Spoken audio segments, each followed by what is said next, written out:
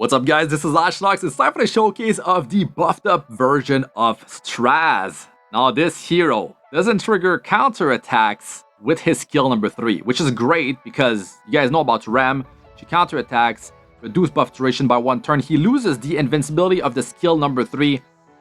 Yeah, that's sad when it happens. It sort of defeats the purpose of the hero. I mean, yes, he's got defense penetration. You have more attack than the enemy. You can penetrate up to 100% of their defense, which is insane amount of damage. Even without that much attack, without that much crit damage, you're gonna be able to deal so much damage versus that target that has the most health on their team. Now look at the stats of my Straze. They are insane, guys. 350% crit damage, almost 4k attack, triple S imprint, self imprint, 15 skill up, of course, and Rem artifact. So that means 100% crit chance, and he gets 18% combat units push if someone goes down, which is really good. It's really good if you're able to have him with high speed heroes that can take out someone. Boom, he jumps ahead. It's time to shine. Pops the skill number 3. One shots the healthiest hero on their team with the highest maximum health. Very powerful, and it's easy to have more attack than the enemy. You're going first, especially if you have an attack buffer. Easy peasy, they're just gonna drop like a fly, and the rest of the team will be taking tremendous damage. You guys can see what kind of damage he's able to do with attack buff, without attack buff. I mean, debuff with attack break, stuff like that throughout the battles. I use different team compositions, right? High speed teams, high speed initiators. I do have the attack buff, I don't have the attack buff in some battles, and you will be able to see what kind of numbers he's able to dish out.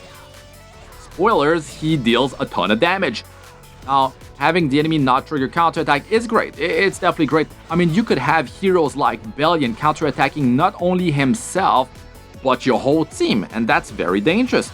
Now, Bellion's also a hero that can remove the invincibility off of him, so that's one less thing to worry about, right? Another thing that I like about Straze, I mean, it's still based on the way he was built originally, is the fact that he doesn't actually need souls, and he just performs well. So that's really cool.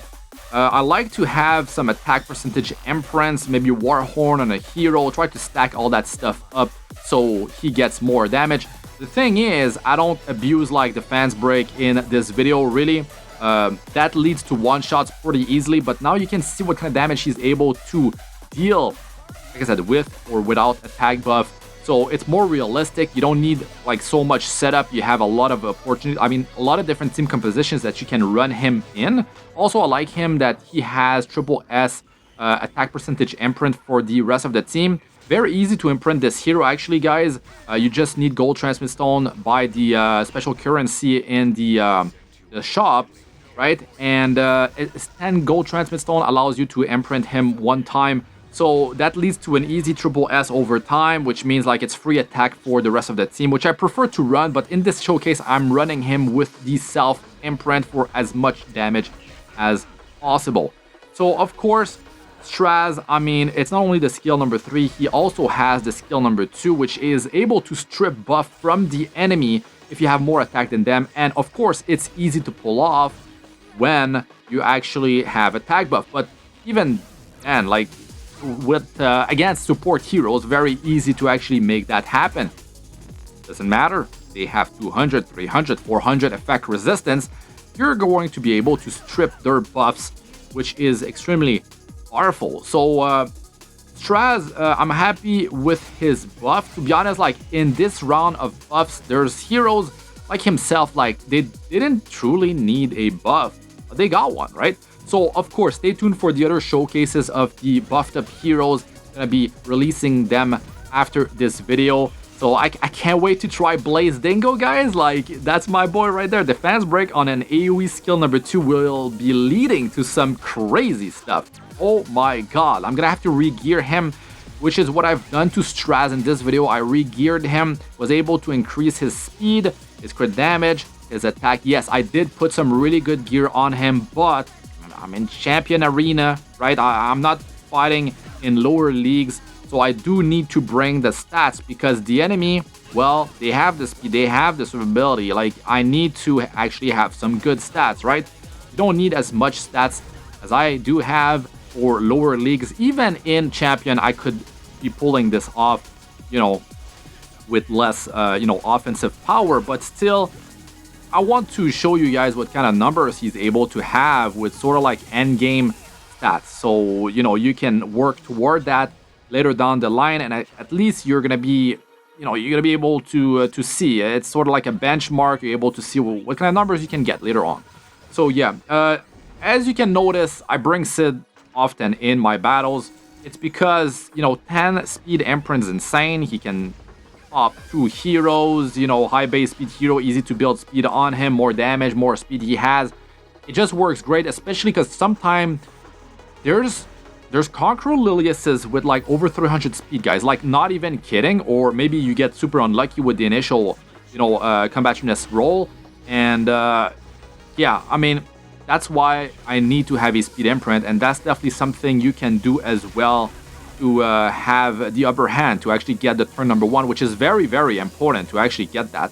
So as you can see, I'm bringing like a bunch of different heroes. Sid is there. Yeah, I need my speed imprint, and I know he will be able to follow up. He has high amount of speed. If I bring Watcher Shuri, he's at 220 speed. That's not enough for him to follow up in the combo. He's gonna go last, sort of like not really impactful, but at least Sid, he can do something. He can trigger the Rem artifact on Straze because he does the killing blow often. And that's a reliable way to do that. He can soften up someone else, maybe defense break or something, but I'm not relying on that. I just want someone to go down because I'm not running a combativeness push outside of the Rem artifact. So it's definitely a very powerful combination, but you don't actually need that. Think about it. You could have like Portrait of the Saviors, Guild War Unity artifact, whatever like artifact that boosts his damage. I mean, hell, you could have a Warhorn on him. That's attack, you know, increase, helping the team, triple S imprint, boosting the rest of the heroes' attack. I mean, he could be sort of like a support attack, I mean, not attack buffer, but you guys understand, he's boosting the attack of the rest of the team. So when you're running a high offense team with like 3-4 highly offensive heroes, then he's helping, he's pulling his weight, you know, he's not dead weight, he's actually doing something, he's popping someone, he could be cleaning up or straight up deleting. Like a knight with Aureus early on, could be building him with higher speed than what I have him at, and he's still going to perform well, not triggering counter attack. Really liking it, so definitely stay tuned for more videos of Straze in my other showcases and stuff like that. But I'd like to hear what you guys think about him in the comment section. Don't forget to smash the like button, subscribe if you still haven't. That's it for this one. I'm Astranox. Good luck with all ya do. Peace out for now.